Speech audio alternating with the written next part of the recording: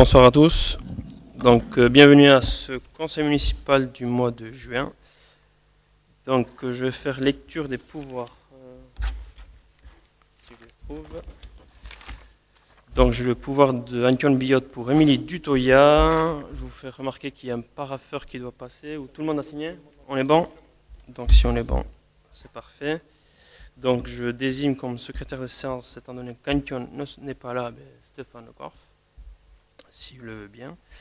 Et on va passer au premier point des affaires générales. Donc, c'est l'approbation du procès-verbal de la séance du conseil municipal du 20 mai 2021. Y a-t-il des observations ou des remarques? Oui, Madame Duvervier.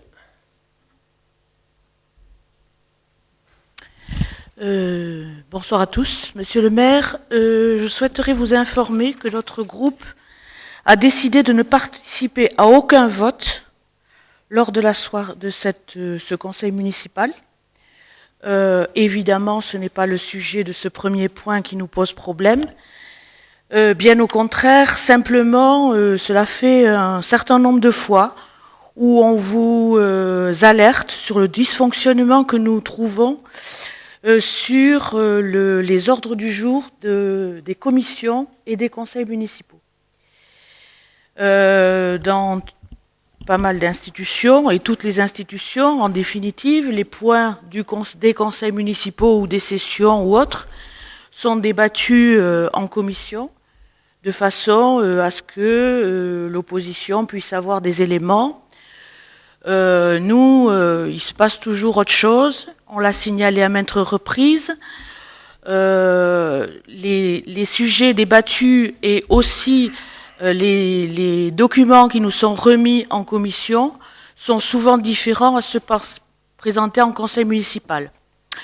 Nous faisons notamment référence, par exemple, au vote du budget, où nous avons voté un total de subventions sans détail de subventions. Nous avons eu, lors de cette présentation du budget, sans la présentation du budget de fonctionnement en commission, ce qui apparemment n'avait alerté personne. Ensuite, par rapport à l'audit financier, nous avons eu d'abord un rapport erroné qui a été ensuite, un autre rapport a été substitué pour le conseil municipal. Aujourd'hui, encore une fois, un dysfonctionnement majeur nous est constaté. Une délibération est proposée concernant la fusion des écoles. C'est un sujet ô combien d'importance et nous sommes plus que surpris, étonnés et révoltés de voir que lors de la commission préparatoire du 9 juin, ce sujet n'a même pas été évoqué. Je ne vois pas comment on peut se prononcer aujourd'hui sans connaître l'organisation des espaces qui seront consacrés aux enfants, l'organisation des cantines, des accueils périscolaires, etc. Voilà, aujourd'hui nous trouvons que ce dysfonctionnement est très nuisible à nous, le respect que nous avons de nos électeurs et que nous voulons représenter ici. Nous nous réunissons assez souvent et il est très difficile de faire un compte rendu à nos coéquipiers. Donc c'est la raison pour laquelle Madame Duvert, Monsieur Anido et moi-même, au nom de notre groupe, nous ne prendrons part à aucune des votes proposés lors de cette séance. Merci, Monsieur le maire. Donc, juste pour apporter un peu de vérité sur vos propos, donc les commissions se réunissent, les documents sont toujours transmis aux membres de la commission. Je rappelle que les commissions sont des réunions de travail, donc un document qui peut être présenté dans une commission peut être abondé par la commission, et c'est là l'idée d'une commission pour qu'elle soit après modifiée et présentée au conseil municipal. C'est sûr, ce n'était pas votre culture, parce que quand vous organisez, je vous parle d'il y a quelques mois encore, quand vous organisiez, quand vous n'oubliez pas d'organiser des commissions, parce qu'il ne faut pas oublier, vous nous faites une leçon sur le dysfonctionnement des commissions. C'est sûr qu'avec vous, il n'y avait pas de dysfonctionnement des commissions, vu qu'elles se réunissaient très rarement. Je vais juste souligner une commission dans laquelle je siégeais, qui était la commission de travaux voirie, qui s'était réunie en 6 ans, une fois. Bon, c'est sûr, il n'y avait pas de dysfonctionnement, vu qu'elle ne fonctionnait pas. Et idem pour d'autres commissions. Donc, oui, des fois, les documents ne sont pas les mêmes. La base est la même. Les commissions sont là pour abonder. On pourrait très bien faire des commissions dans lesquelles on présenterait des documents, des délibérations, organiser des commissions juste pour la forme, pour dire qu'on fait des commissions et au final présenter la même chose et faire de la concertation d'apparat. C'est pas notre façon de faire, donc c'est sûr, des fois les documents sont pas les mêmes et ça veut dire que les commissions fonctionnent de la manière la plus efficace possible. Deuxièmement, quand vous soulignez qu'on a voté le volet subvention sans la ventilation des associations, je pense que vous n'avez peut-être pas compris notre manière de fonctionner, mais on avait décidé de voter en 2 temps la subvention aux associations, c'est-à-dire d'abord une enveloppe globale dédiée aux associations, puis en deuxième temps une ventilation de cette enveloppe-là. Donc c'est ce qu'on a fait donc, en 2 temps, en avril et au mois de mai, et nous continuerons à fonctionner de la même manière. Voilà. Donc, je n'ai rien d'autre à rajouter. Pour ce qui est de l'école, je pense qu'il y a l'ordre du jour et Lélie Larassa sera plus à même que moi pour répondre à vos attaques. Donc, s'il n'y a pas d'autres observations, je propose qu'on va. Je pense que je ne peux pas rajouter quelque chose, monsieur le maire. Oui, mais est-ce que c'est sur le procès verbal? D'accord, excusez-moi. Simplement, je vois que vous vous tournez toujours vers le passé. Tournez-vous vers le futur. Montrez-nous votre grand cœur, votre grand sens de la démocratie participative, mais quand on essaye de nous donner des leçons quand on a géré une ville pendant 20 ans et qu'on n'a pas appliqué ce qu'on... Non, vous n'avez pas été allé à 20 ans, monsieur le maire. Non, mais j'ai quand même suivi. Allez, on va rester là. Approbation du procès-verbal de la séance du conseil municipal du 20 mai 2021. Je vois qu'il n'y a pas d'observation sur ce point-là. Donc je passe au vote. Qui s'abstient, qui est contre, et c'est adopté à l'unanimité. On passe au point 2, le compte-rendu de la délégation du conseil municipal au maire. Article L. 2122-22 du Code général des collectivités territoriales. Comme vous avez pu le lire, il s'agit d'une mutualisation des moyens avec Saint-Jean-de-Luz pour le nettoyage des filets de la baie, d'une mise à disposition de locaux pour l'AMAP Ciboulot, de 3 versements de subventions dans le cadre du programme d'intérêt général, convention de partenariat signée avec l'agglomération Pays Basque. Y a-t-il des remarques ou des observations? Oui, monsieur Perry. Oui, monsieur le maire, pas une question, juste une remarque sur le local mis à disposition Impasse Oquineta. Ce local avait fait l'objet d'un projet de vente lors de la précédente mandature, qui a été annulé, repoussé, enfin annulé à la demande de la représentante de ma liste, de madame Duguay. Voilà, je voulais juste souligner que le positionnement ou le non-positionnement, puisqu'elle avait été seule à l'époque, est important pour la suite des événements. Ce local, on aurait pu ne plus l'avoir. Merci. Et, donc, je vais vous dire, de mémoire, elle n'était pas seule à s'y opposer. Donc, nous, on a toujours été opposés à la vente. Juste un petit rectificatif, mais Leïlé et moi-même étions opposés, parce qu'on a toujours été opposés à la vente de biens. Surtout, je me rappelle qu'on vendait ce local pour... le projet de vente était aux alentours de 120 000 euros. Ce n'était pas un montant très important. Donc se dire vendre un local pour 120 000 euros, c'était peut-être pas l'affaire du siècle. Mais après, donc madame Duguay avait fait d'autres recours et on ne l'avait pas suivi sur ces recours-là. Mais sur le refus de la vente, elle n'était pas toute seule, on était 3.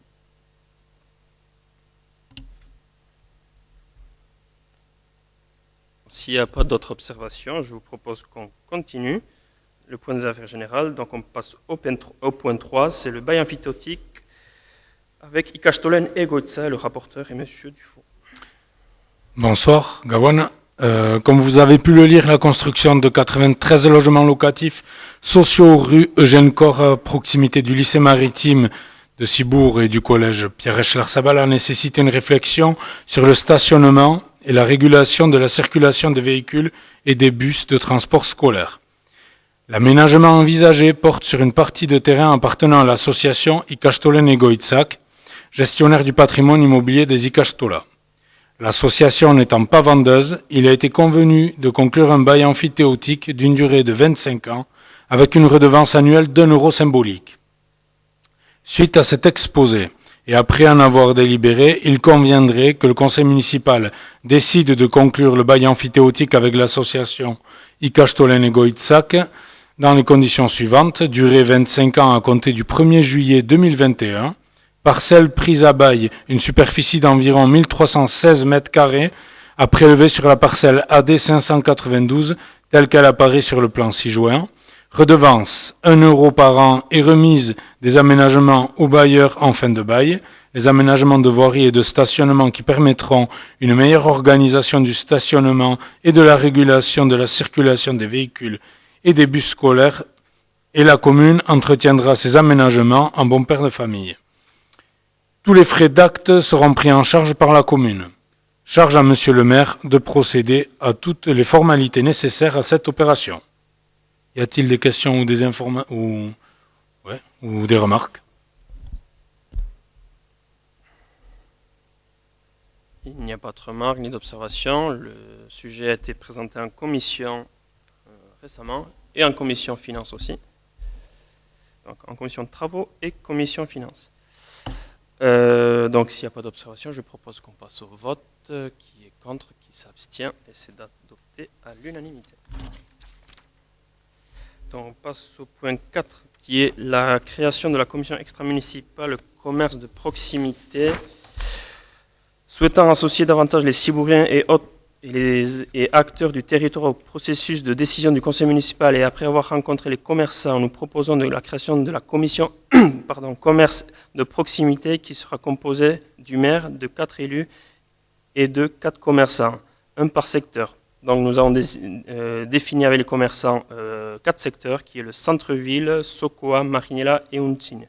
Cette commission devra nous permettre avec les commerçants de définir les actions permettant de soutenir leur activité. Suite à exposé et après avoir délibéré, il conviendra que le conseil municipal décide la création de la commission extra-municipale commerce proximité pour la durée du mandat. Parallèlement, nous devrons désigner aussi les membres de cette commission, donc une commission paritaire, donc 4 représentants de commerçants et 4 représentants de la ville de Cibourg, donc 4 élus. Nous avons eu plusieurs candidatures, donc Mouchko Arismendi, Pierre Bologne, Pellico Arrieta, Henri Rigoyemery et Isabelle Dubarbier. Donc je vous propose qu'on fasse un vote en 2 fois, un vote pour la création de la commission en tant que telle, puis la désignation des membres en deuxième partie.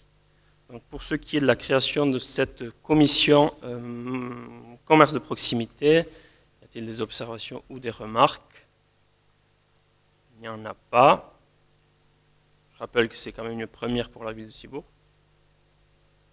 Donc je propose qu'on passe au vote. Qui est pour, qui s'abstient, pardon, qui est contre, et c'est adopté à l'unanimité pour la désignation des membres. Donc je vous propose de les passer à la suite. Donc pour la candidature de Mouchko Arismendi, qui s'abstient, qui est contre, c'est adopté à l'unanimité. Pour Pierre Bologne, qui s'abstient, qui est contre, c'est adopté à l'unanimité. Pellico Arrieta, qui s'abstient, qui est contre, il est désigné.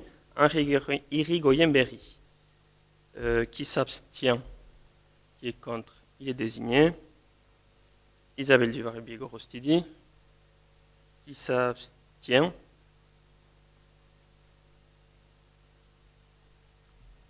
qui est contre.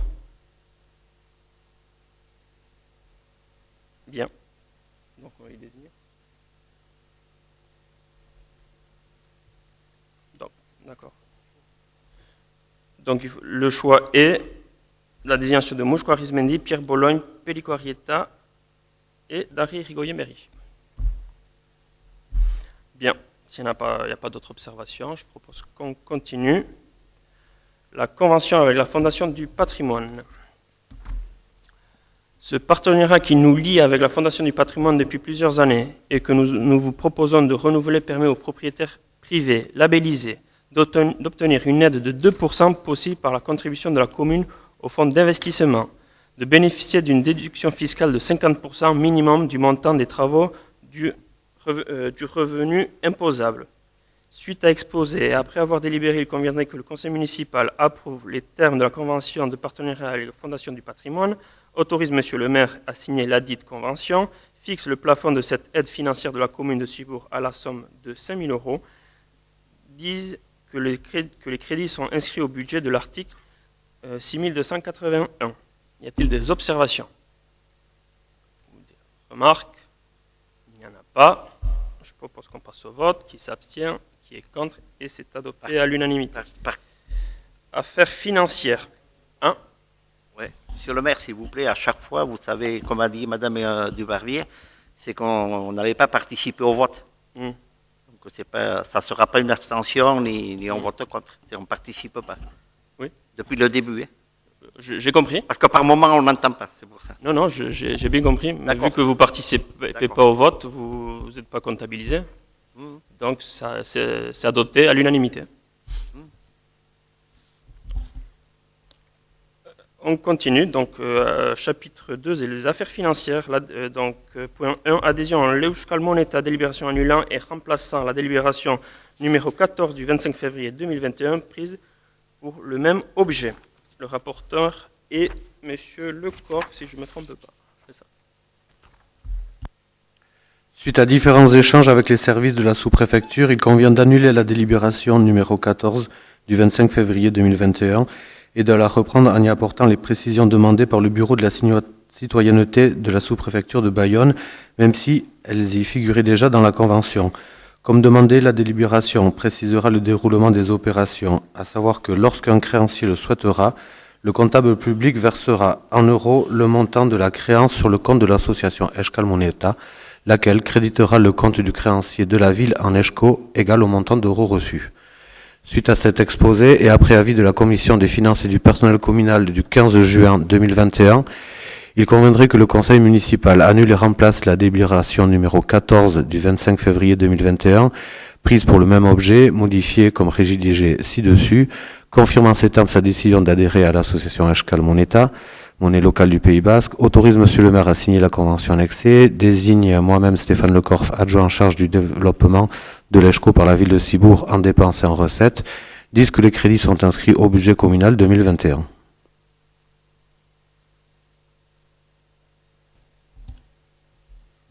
Y a-t-il des questions ou des observations? Il n'y en a pas. Bon, donc je propose qu'on passe au vote.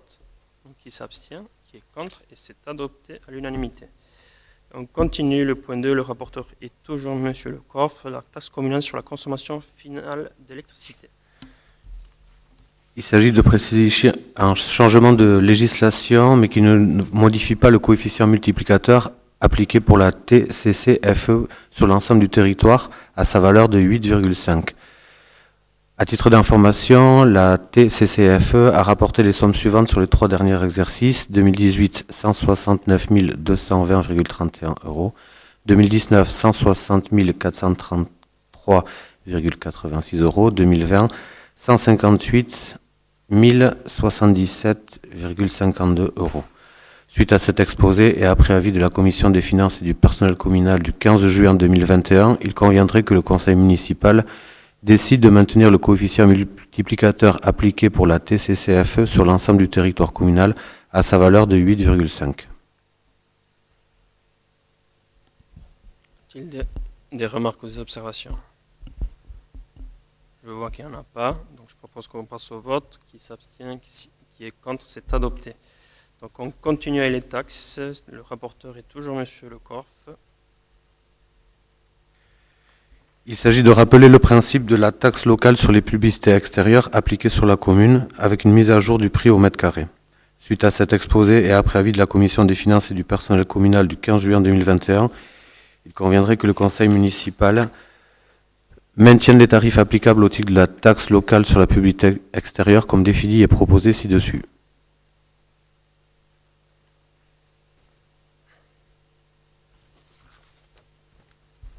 Y a-t-il des questions, des remarques?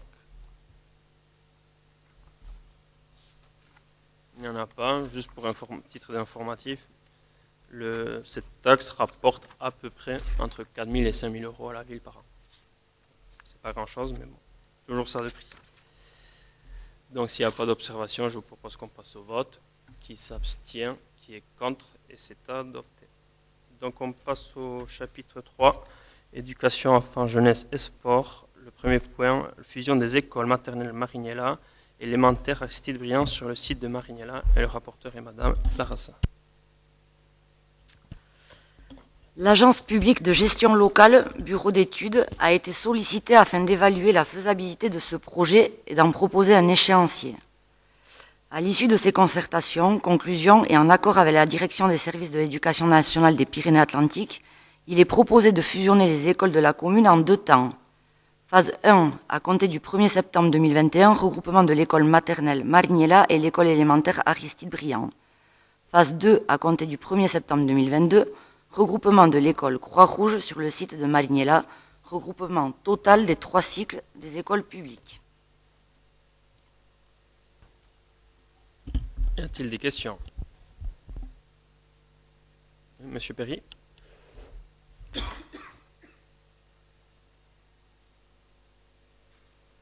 Oui, monsieur le maire.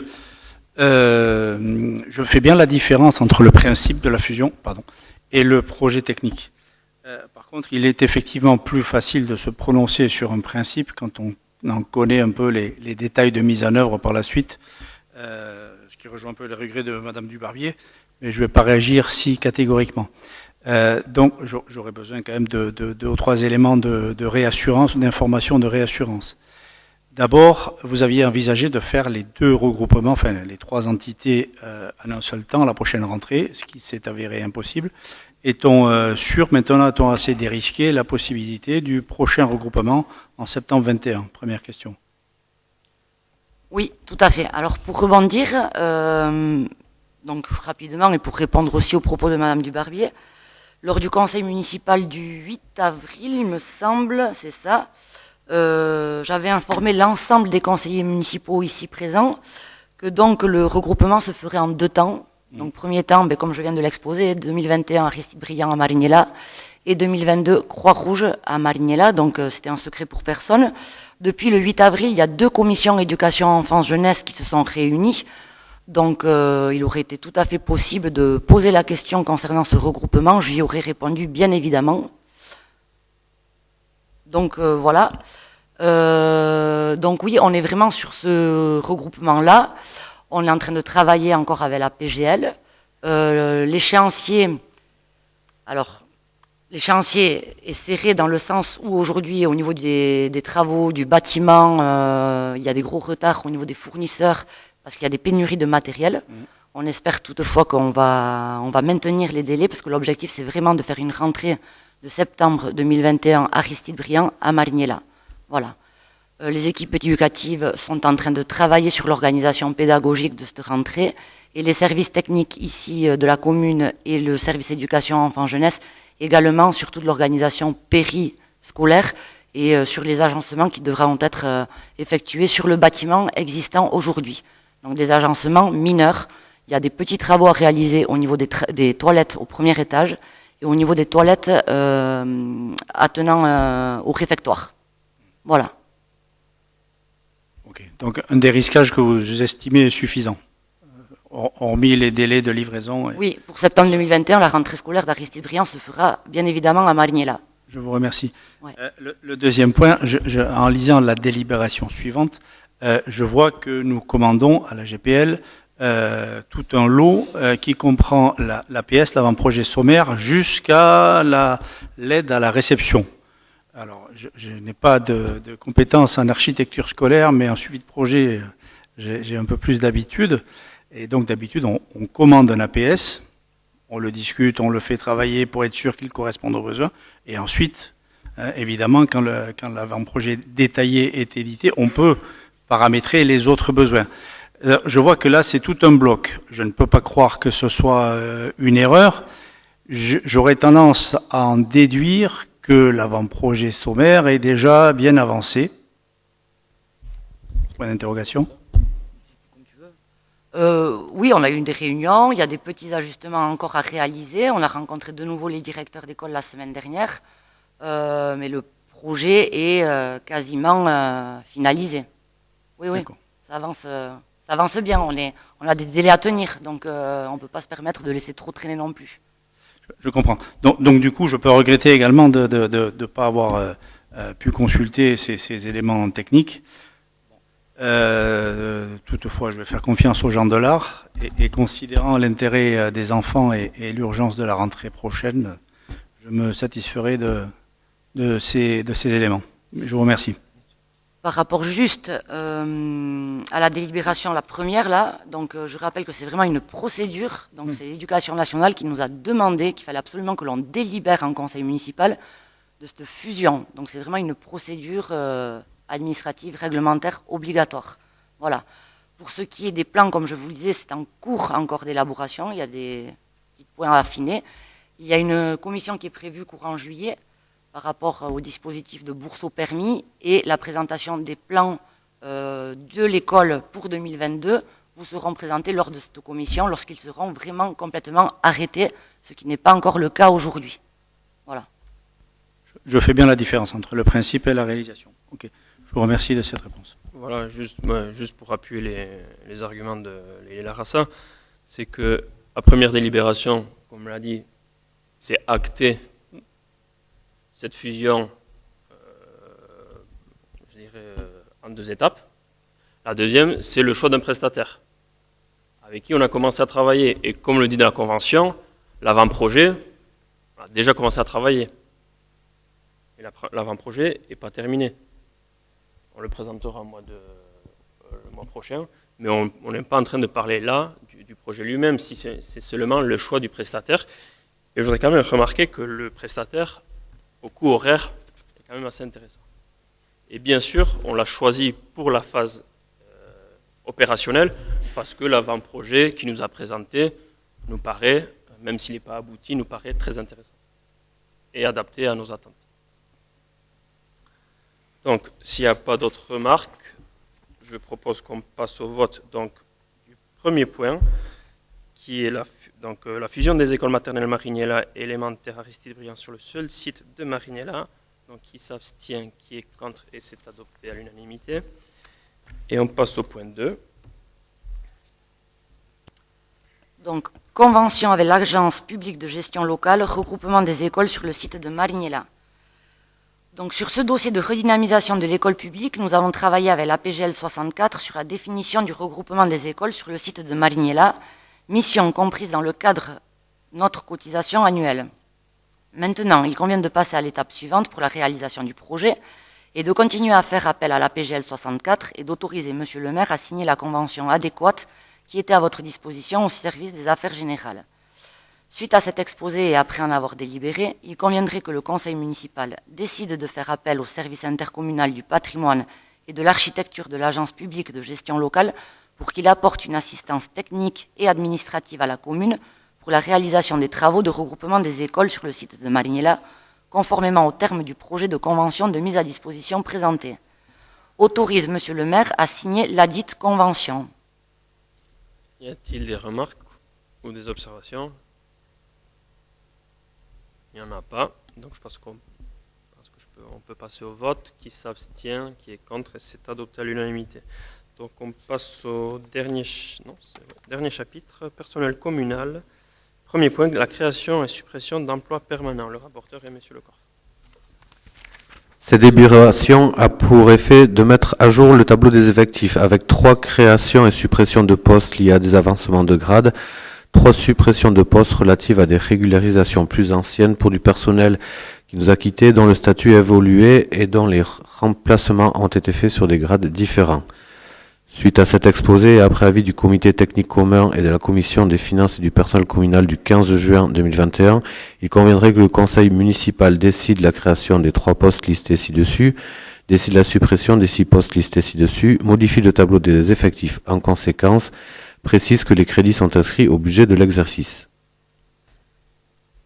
Y a-t-il des remarques ou des observations?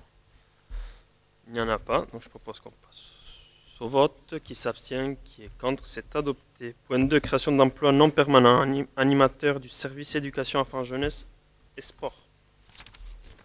Comme indiqué dans le rapport de présentation, il s'agit, en vue de la rentrée scolaire 2021-2022 et suite au départ de plusieurs agents contractuels, de renforcer l'équipe d'animation intervenant sur les temps périscolaires et extrascolaires en recrutant 2 animateurs à temps non complet, quotité horaire 27-35e et de 18-35e, à compter du 1er septembre 2021 pour une période d'1 an, soit jusqu'au 31 août 2022.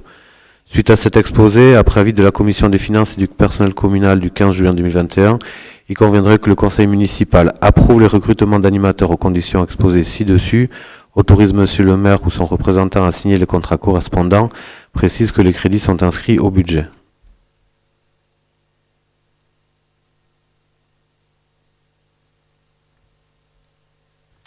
Donc, des remarques ou des observations?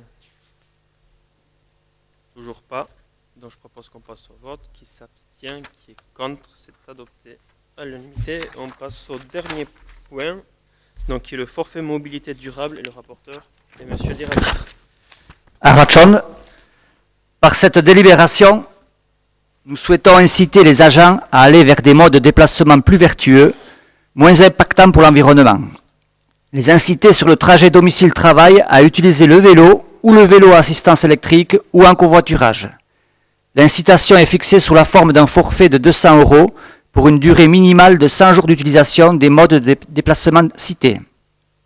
Suite à cet exposé, après avis de la Commission des finances et du personnel communal du 15 juin 2021, il conviendrait que le conseil municipal approuve la mise en place du forfait mobilité durable, précise que les crédits sont inscrits au budget.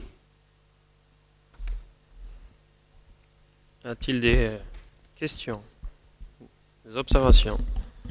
Il n'y en a pas. Donc je propose qu'on passe au vote. Qui s'abstient, qui est contre, c'est adopté. Donc avant de terminer, juste un point d'information. Donc la RASA va présenter le projet éducatif qui a été longuement débattu et discuté en commission.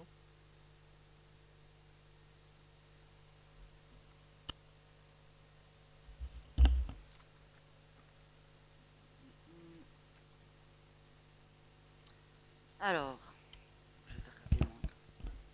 Non, mais là, c'est qui là? Un 10. Hop.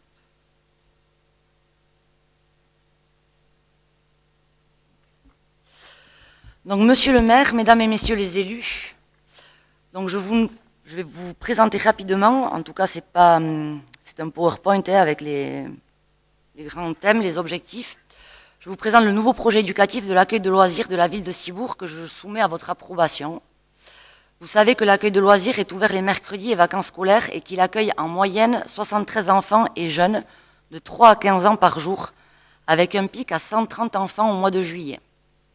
Ce temps d'accueil proposé aux enfants et aux jeunes est de 110 jours par an, soit 1155 heures. Vous savez que l'accueil de loisirs remplit une double fonction sociale, car il répond aux besoins de garde des familles et éducatives, car il est un lieu d'apprentissage. Des apprentissages sociaux, moteurs, culturels et techniques sont mis en œuvre par les équipes pédagogiques et sont complémentaires des apprentissages de l'école et de la famille. Enfin, l'accueil de loisirs est encadré par la réglementation du Code de l'action sociale et des familles et les services de l'État afin de garantir la qualité éducative et la protection des mineurs, soit leur sécurité physique, affective et morale. Le projet éducatif que je vous présente est donc un projet politique qui vise à donner un cadre éducatif et réglementaire à l'ensemble des équipes pédagogiques chargées de le mettre en œuvre, d'autant qu'il doit être communiqué à l'ensemble des familles utilisant ce service. Ce nouveau projet éducatif a été élaboré par la commission Enfance-Jeunesse réunie le 16 janvier 2021 en présence d'un consultant externe. Il a été mis en forme lors d'une réunion technique le 18 mai et rédigé jusqu'à son format actuel par de nombreux échanges. Donc, je vais dérouler.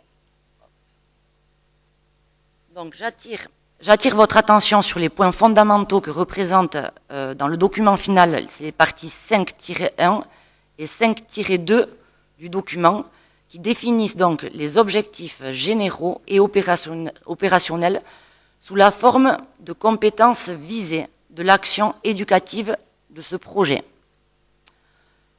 Donc, un projet éducatif qui prend en compte les besoins physiologiques et psychologiques des mineurs, les caractéristiques des publics accueillis, et un projet éducatif donnant une place aux mineurs atteints de troubles de la santé ou du handicap. Donc, plusieurs objectifs ont été retenus par les membres de la commission éducation, enfance, jeunesse lors de cet atelier. Donc, l'objectif général est vraiment d'accompagner les enfants et les jeunes cibouriens à devenir les citoyens de demain, prenant soin de leur corps et de leur santé, acteurs de projets collectifs, collaboratifs et solidaires, créatifs et en mesure de développer une pensée critique, connaissant leur patrimoine culturel et naturel tout en s'ouvrant sur le monde, préservant leur environnement, conscients des richesses du territoire. Et ensuite, les compétences visées. Donc ça, c'est résumé, mais dans le document final, il y a vraiment les compétences visées qui sont développées. Donc les compétences psychosociales, des compétences techniques, des compétences psychomotrices, des compétences dans le domaine du patrimoine et la place de la langue basque. Donc il y a bien évidemment la place et la relation avec les représentants légaux des mineurs qui est indiquée, à laquelle nous attachons une grande importance. Les modalités d'évaluation de ce projet éducatif également, ils sont déclinés avec une durée de validité de 3 ans. Et donc, un bilan au bout de 3 ans sera réalisé de ce projet éducatif et des actions qui auront été mises en place, sachant que tous les projets donc, pédagogiques et les projets d'animation et d'activité devront s'en inspirer. Donc voilà, je trouvais que c'était important de vous présenter ce document qui est obligatoire, comme je le disais, parce que c'est le fruit d'un travail de cette commission éducation enfants-jeunesse. C'est un document obligatoire que l'organisateur, donc la commune, doit avoir. Et je voulais féliciter les participants, les personnes qui ont donc participé à son élaboration, parce que ça nous a permis du coup d'échanger, de discuter, de confronter nos idées autour de l'éducation, de l'enfant, de ses besoins, de la famille.